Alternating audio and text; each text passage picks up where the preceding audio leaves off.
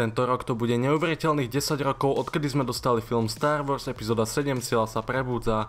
Tento film bol obrovský. Ak ste v tej dobe boli aktívni v Star Wars komunite, určite ste zastihli ten obrovský hype. A nielen v zahraničí a po celom svete, ale aj u nás. Mám pocit, že žiadna éra v Star Wars, ktorá bola od Disneyho, nebola taká silná ako práve táto.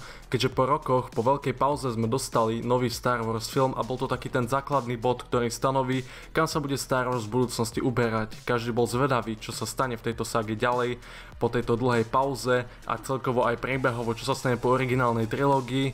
Bol to veľký krok zo strany Disney a samozrejme to bol aj obrovský úspech, pretože tento film, aj keď si o ňom môžete myslieť hocičo, no tak je najzárobkovejší Star Wars film a je to jeden z najväčších úspechov práve tejto značky. Bol to obrovský hit, pretože ľudia samozrejme na to chodili vo veľkom. Mám pocit, že celkovo vtedy to bola taká tá najväčšia éra hypu, čo sa týka Star Wars a to platí aj u nás na Slovensku. Myslím, že nič také som predtým nezaznamenal, čo by bolo tak veľké ako toto. No a ako som vravel, aj keď môžete mať na film nejaký ten svoj názor, vtedy keď to bol sám izolovaný film, tak nám predstavil veľa záhad a ten film nebol až tak odsudzovaný ako dnes, keďže dnes už poznáme celý ten príbeh, vieme ako to dopadlo, ale vtedy to samozrejme otvorilo mnohé možnosti a ešte sme nevedeli kam to pôjde a mohlo to ísť aj nejakým zaujímavejším alebo lepším smerom, to sa nikdy nedozvieme, ale tento film, ktorý režiroval J.J. Abrams, fungoval na bázi záhad, tzv. Mystery boxov. A áno, to viac ľudí už spomínalo a v podstate to znamená to, že film predstaví mnohé záhady, ale nie úplne ich všetky vysvetlí. A mali sme tu tak kopu vecí. Napríklad toho Snowka, to bola asi jedna z najväčších záhad, čo sme v Star Wars mali. Kopa tých teórií, ako čo som videl, je to neskutočné, myslím si, že Star Wars nikdy toľko teórií nemalo. A áno, Snoke bol obrovská záhada, pozrieme sa ako to dopadlo, ale nebola to samozrejme jediná záhada, mali sme tu kopu ďalších vecí, no a jedna z nich sú Rytieri z Renu. Rytierov z Renu sme mali predstavených už v epizóde 7, vo vízii, ktorú mala Rey, keď sa dotkla meču Skywalkerov. No a to sme videli práve na Takodane, mala tam takú metúcu víziu, kde boli rôzne obrazy a jeden z nich bol Kylo Ren na akejsi misii, kde boli s ním aj Rytieri z Renu. No tu nám boli predstavení v tomto zábere, čo je kúsok zvláštne, keďže sme ich potom vôbec nevideli vo filme a taktiež sme ich nevideli ani v epizóde 8. Ukázali sa až v epizóde 9, kde mali ako si väčšiu rolu oproti tým minulým filmom, ale zase nebolo to nejaké obrovské a fungovali ako takí menší záporáci. Každopádne, toto bolo predstavenie Rytierov z Renu v sequelovej trilógii, boli na tejto záhadnej lokácii, absolútne sme netušili kontext tejto scény, absolútne sme netušili prečo to Rey videla a akú to má dôležitosť. Ak neviete náhodou, kto sú Rytieri z Renu, tak táto záhadná organizácia funguje už dlhé roky a pochádza z neznámych oblastí. Nie sú to plnohodnotní Sith, sú to Rytieri z Renu, samostatná jednotka, ale používajú temnú stranu sily. Sú to teda jedinci, ktorých vedie Ren. Stámať pochádza ten titul, preto sa Kylo volá Kylo Ren, pretože Ren je ten titul.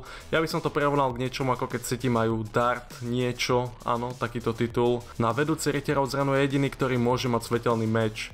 A oni silu nazývajú tieň. A áno, majú veľa rozdielov, keď si ich porovnáme práve so Sithmi, nie sú úplne rovnakí. Ja by som povedal, že je to taký kult temnej strany sily. Je to v podstate skupina, ktorá chce si slobodne robiť čo chcú a veľakrát je to spojené s deštrukciou. No ako sa Kylo Ren stal Rytierom z Renu? Zhodil pôvodného Rytiera z Renu a v boji ho zabil. Pôvodný vodca Rytierov z Renu bol Ren. Samozrejme, vieme, že títo Rytieri fungovali už dlhšiu dobu, čiže určite je tam nejakých viac členov, ktorých sme ani len nespoznali. No ale oni pôvodne nabrali Bena Sola k ním, ale ten nakoniec zabil Rena a tak sa stal vodcom. No a Kylo Ren teda viedol Rytierov z Renu spoločne, boli na rôznych misiách a v podstate plienili rôzne miesta v galaxii a nebolo to tak, že by slúžili prvému radu, ale v podstate si robili, čo sa im zachcelo. A ja by som ich nazval, že sú niekedy aj ako žoldáci, ale odkedy sú s Kylo Renom, nie je to úplne ten prípad. No ale vráťme sa teda k spomínanej vízii Rey. Prečo sme ich prvýkrát videli v tejto scéne? No dostali sme odhalenie v komiksovej sérii Kylo Ren Legacy of Vader, čo je teda nová séria, ktorá ukazuje, čo robil Kylo Ren medzi epizódou 8 a 9, ako sa vysporiadal s tými všetkými udalosťami. To, čo videla vo vízii Rey, sa skutočne stalo a je to jedna z misií Rytierov z Renu. Museli zabiť istého vojvodcu na tejto planéte. No a áno, toho jedinca, ktorého Kylo zabije v tej vízii, to je teda ten vojvodca. A kam sa pozerajú rytieri z Renu s Kylom. No ono to pôvodne pôsobí, že sa pozerajú na Rey, ale Rey tam nikdy nebola, je to len vízia, ale ono je to celé prekrútené a skutočne čo sa stalo je to, že na túto planetu prišiel Snoke.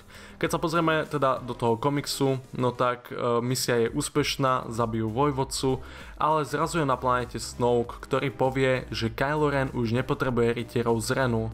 No a v podstate sa stane takáto zrada, pretože Snoke využil rytierov z Renu, aby sa Kylo Ren len viac ponoril do temnej strany sily a teraz ich nepotrebuje a nepovažuje rytierov z Renu hodných, aby v podstate sa takto zapájali do Kylovho vzostupu na temnú stranu sily. Kylo sa opýta, či ich má zabiť, ale Snoke to nepovažuje za dôležité a pošle po nich svojich vojakov.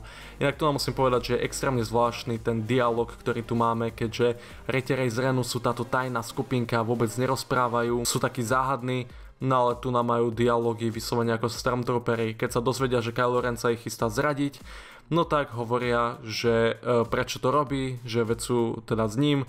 Je to také zvláštne, veď sa pozrite sami. No a áno, preto sme ich nevideli v epizóde 8, pretože Kylo Ren ich takto zradil a dostal sa k ním až neskôr naspäť. Kylo nebol s nimi nejako v spojení, keďže sa na nich takto vykašľal, tu vidíme kvôli Snokeovi. A to je také zaujímavé vysvetlenie, prečo neboli v epizóde 8. Ja som počul, že v epizóde 8 mali byť, ale nenašli pre nich využitie. Jediné využitie, čo by pre nich mal režisér Rian Johnson, by bolo na miesto pretoriánskej gardy.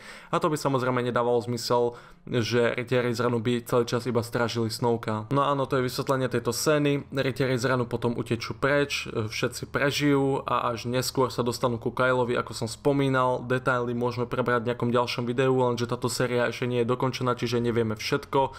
Ale je tu zaujímavá vec, že rytierov z Renu v medzičase viedla práve Tava Ren, čo je nová postava a tá sa práve dostala do konfliktu s Kylom, čiže máme tu oveľa väčší príbeh za touto organizáciou, o čo sa vo filmoch ani len nehovorí. No a áno, toto je vysvetlenie tejto scény, za mňa kúsok zvláštne, mohli to urobiť určite inak. Ja celkovo som aj alergický na toho Snokea, po tom čo viem čo je zač, že je to len Palpatinov výtvor, taká Palpatinová babka, vonkoncom toho nie som fanúšik. A to ako tu interagujú rytieri z Renu a v podstate sa z nich stratí akýkoľvek rešpekt alebo nejaká záhadnosť len tými dialogmi. Ja som o tom nedávno robil video, ako sa Disney snaží zachrániť sequely rôznymi projektami a vôbec im to nevychádza. A tam je presne to. Aj prequely mali mnohé zaujímavé nápady, ktoré neboli tak spracované. Potom prišli expandované materiály a za mňa vyzdvihli celú tú prequelovú trilógiu, lenže tu na u sequelov už v základe nemáme dobré nápady a keď už tam nejaké sú, tak tie materiály tomu vôbec nepomáhajú. Čiže sequely za mňa nemôžu byť až tak zachránené ako práve prequely. To si ja myslím, bol by som veľmi prekvapený, ak by to niečo zmenilo. Ja by som tých rytierov z Renu porovnal ku generálovi Graveusovi, lebo tiež nejaké prvé ukážky, ktoré sme vo filmoch mali Graveusa, boli tiež v poslednom filme, kde mal nejakú tú akčnú rolu, kedy bol taký ten miniboss a to isté zohrali aj rytieri z Renu v epizóde 9. Lenže pozrite sa, čo robil Star Wars s generálom Graveusom.